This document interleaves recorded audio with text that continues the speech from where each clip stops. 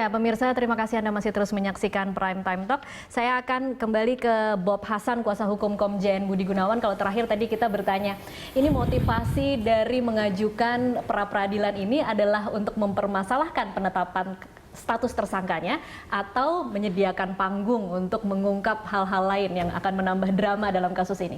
Oke. Persoalan penetapan tersangka coba saya luruskan terlebih dahulu. Bahwa penetapan tersangka itu adalah bagian daripada penyidikan. Jadi dari tingkat penyelidikan setelah bukti permulaan ditemukan, kemudian juga ada beberapa saksi, sehingga akhirnya ditemui unsur, maka adanya penetapan tersangka. Dan pada saat itu pemeriksaan meningkat menjadi penyidikan. Ya. Jadi kalau ada judul penetapan tersangka yang menjadi alasan kita ke pra-peradilan itu salah besar, ya, salah kaprah.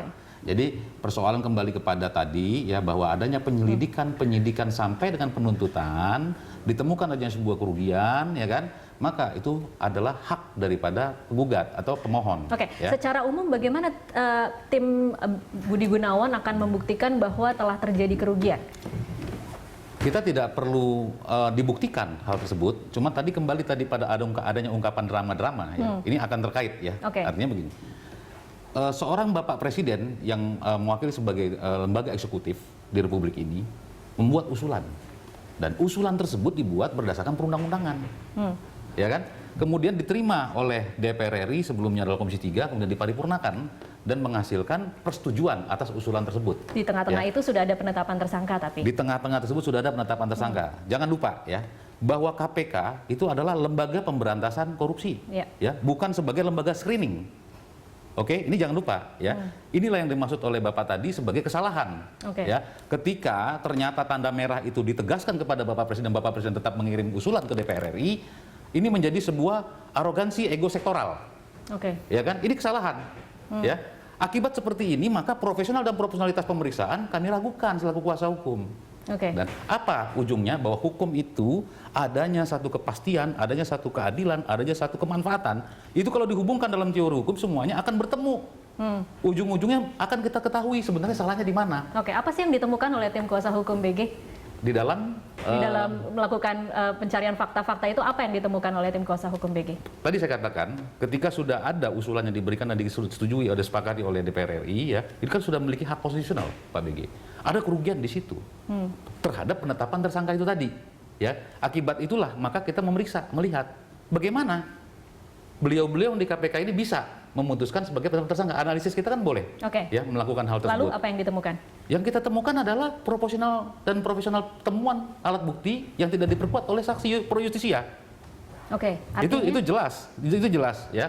Mengapa? Karena sisi politisnya jauh lebih domen dengan sisi faktor hukumnya yang dikedepankan. Oleh karena apa? Adanya komunikasi politik, ya, otomatis terjadi komunikasi politik. Saya mau mencoba menyederhanakan agar penonton juga yang menyaksikan bisa mengerti dengan cara yang mudah. Artinya Anda mau mengatakan bahwa KPK tidak punya bukti atau bukti KPK tidak terlalu kuat? Atau bukti ada, dan itu jelas karena bukan berarti bukti tersebut diperoleh dari sebagaimana mestinya pengaduan publik atau pengaduan masyarakat. Pasti bukti tersebut diperoleh dari penyidikan sebelumnya. Dan penyidikan sebelumnya itu berada di Bareskrim yang sudah di SP3-kan. Nah, kesalahan KPK adalah tidak melakukan supervisi terlebih dahulu. Ya kan, koordinasi konfirmasi dengan Mabes Polri, Bareskrim. Ya kan, setelah mendapatkan informasi alat bukti tersebut, nah, tentu harus lakukan proses pemeriksaan saksi untuk memperkuat alat bukti tadi itu. Ya kan? Nah, ini jelas posisi-posisi seperti inilah yang akhirnya kami melihat ada sebuah titik kesalahan. Sebenarnya bukan kelemahan yang kita cari-cari, tidak. Tetapi ada satu hal yang jangan sampai kita lupa dan untuk publik ketahui, ya, bahwa lembaga presiden mengusulkan kepada DPR RI nggak sembarangan, gitu loh, ya kan? Bahwa KPK disadari bahwa KPK sebagai mungkin fungsi, ya, fungsi controlling dan fungsi pemberi advice kepada presiden. Ini bukti yang dikatakan KPK sudah dimiliki, 2 alat bukti atau lebih, itu adalah bukti lama? Boleh-boleh saja. Boleh-boleh saja, kalaupun itu dikatakan sebagai bukti baru, karena itu baru diberikan kepada KPK, boleh saja. Bisa dikatakan sebagai bukti baru. Tetapi jangan lupa bahwa pemeriksaan Pak Budi Gunawan yang terjadi tahun 2003-2006, sampai dengan tahun 2010 dikatakan, sampai dengan saat kemarin tahun 2015 berarti jatuhnya, ya kan, itu jelas prosesnya harus ada, pemeriksaan saksi segala macam. Oke, ini mempermasalahkan proses penyidikannya berarti. Satu hal lagi yang perlu disadari, tadi saya sudah pakai menggunakan bahasa sederhana, publik mesti tahu bahwa Presiden, DPR ini sudah menyetujui, maka Bapak Budi Gunawan telah memiliki hak konstitusional. Hak yang luar biasa. Ya, bukan hak persoalan harga diri, tetapi hak yang luar biasa. Kalau kita bicara bahwa dia menjadi Kapolri, beliau ingin ada satu pride, ya, kebanggaan tersendiri terhadap peningkatan karir, itu it's okay. Tetapi persoalannya DPR RI di sini sudah memberikan persetujuan, sudah melalui konstitusional. KPK juga harus menghargai hal ini gitu loh. Ya kan, posisi ini harus sudah dihargai dan harus mengingat bahwa fungsi KPK kembali lagi kepada fungsi awal. Dalam proses tim mengungkap fakta-fakta ini nanti di pra-peradilan, apakah ini juga nanti akan menjadi alat untuk menghantam KPK? Tidak. Jadi gini, kalau dalam pra-peradilan itu adalah menguji coba, ya. Artinya drama-drama tadi yang dimaksud itu adalah apa? Akan dikeluarkan semua. Karena apa? Alat bukti yang dimiliki oleh KPK diuji di dalam pra-peradilan. Maka kemudian kita sebagai pemohon juga akan mengajukan, ya kan, dalil-dalil lain. Gitu loh. Contoh ya, sebutlah kalau 2003 menjadi sebuah alasan penyidikan KPK, pada saat itu Bapak Budi Gunawan tidak duduk sebagai eselon 1 atau pembuat kebijakan. Ya. Artinya? Jadi yang dikenakan korupsi itu adalah pembuat kebijakan. Ya. Pelaksanaannya pun bisa dikenakan, ya. Tetapi kalau sisi seorang Budi Gunawan, Komjen Pol Budi Gunawan yang dikenakan, pertanyaannya adalah lagi kenapa yang eselon 1-nya tidak dikenakan? Tentu kan yang pembuat kebijakannya kan. Nah itu yang paling pokok di situ. Karena berlaku di Undang-Undang KPK persoalan itu. Yang periksa siapa, yang diperiksa siapa. Begitu. Pak Hudri, kalau Anda melihat argumentasi seperti ini, sebenarnya kira-kira cukup kuat tidak sih Pak nanti di pengadilan? Tadi Pak Bob ini menyampaikan sudah substansi, ya.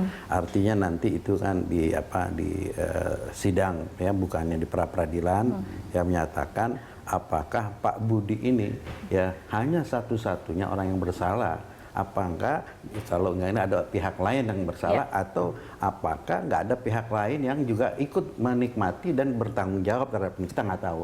Ya, itu tapi itu akan diperiksa di sidang, di pokok perkaranya, bukan di pra-peradilan. Nah, yang di pra-peradilan yang dimasalahkan ini adalah mengenai proforma, ya, prosedur. Nah, prosedurnya ini apakah telah sesuai dengan peraturan atau tidak. Misalnya penentuan penangkapan, ya, misalnya salah tangkap. Salah tangkap itu yang diartikan selama ini adalah mengenai cara pemanggilan, ya, menangkap orang, menahan orang. Tetapi dari sekarang itu sudah berkembang. Bagaimana sih proses sampai dikeluarkannya penetapan tersangka dan penangkapan. Nah, itu kan harus melalui prosedur administrasi. Nah, ini sekarang saya sudah mulai mengikuti teori yang anut di Amerika. Di Amerika itu ada prinsip namanya the fruit of the poison tree. The fruit the poison tree ini bilang buah dari pohon beracun pasti buahnya juga beracun. Artinya apa? Kalau misalnya hulunya ya sudah salah, hilirnya juga salah. Jadi, nah, kalau di dalam bahasa kita sering kita dengar bahwa jangan menegakkan hukum dengan cara melanggar hukum, kan gitu. Nah, sekarang itulah yang dipersoalkan. Nah, apakah ini sudah diterima? Ya, prinsip ini, ya, yang berkembang di Amerika, ya, ini akan diterima di di ini, ya. Di Amerika itu ada Miranda Rules, ya. Miranda Rules itu juga tata cara, ya, orang nggak boleh ditangkap sembarangan. Si orang yang ditangkap itu mempunyai hak-hak gitu, ya. Itu Miranda Rules.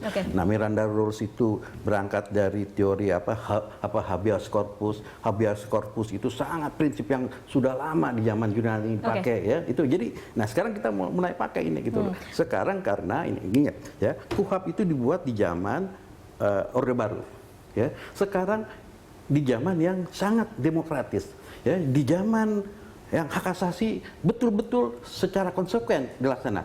Kalau misalnya 81 itu, tahun 81 pada waktu itu, hak asasi itu hanya dianggap sebagai etalase demokrasi. Nah, sekarang adalah demokrasi yang dibutuhkan. Nah, sekarang kita uji gitu loh. Ya. Nah, Pak Hudri, kalau boleh saya potong sebentar. Kalau kita bicara tentang bagaimana nanti jalannya pra-peradilan kasus Budi Gunawan ini, kalau nanti dalam prosesnya tim kuasa hukum Budi Gunawan mencoba menyampaikan fakta-fakta untuk membuktikan bahwa proses penyidikan kemudian sampai pada penetapan itu ada yang cacat, apakah juga diperbolehkan mereka untuk seperti yang tadi Bapak bilang menjadikan panggung itu untuk membuka borok KPK misalnya? Iya, ada dua hal gitu. Satu hal ini adalah konsekuensi hukum. Kalau yang tadi boroknya KPK itu adalah untuk opini, ya kan? Karena opini yang selama ini adalah opini yang menyudutkan BG gitu loh. Dia sekarang kan mau counter attack, ya dia mau counter attack bahwa ya saya nggak bersalah, yang salah KPK.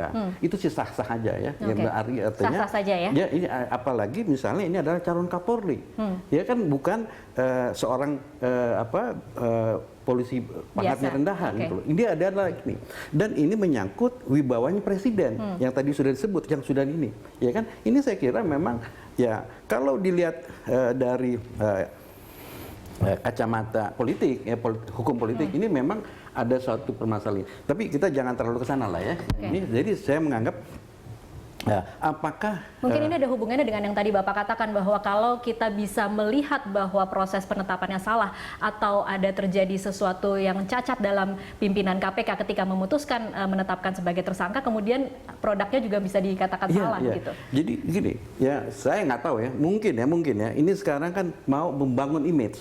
Ya, membangun persepsi. Ini kan sama-sama membangun persepsi, ya kan?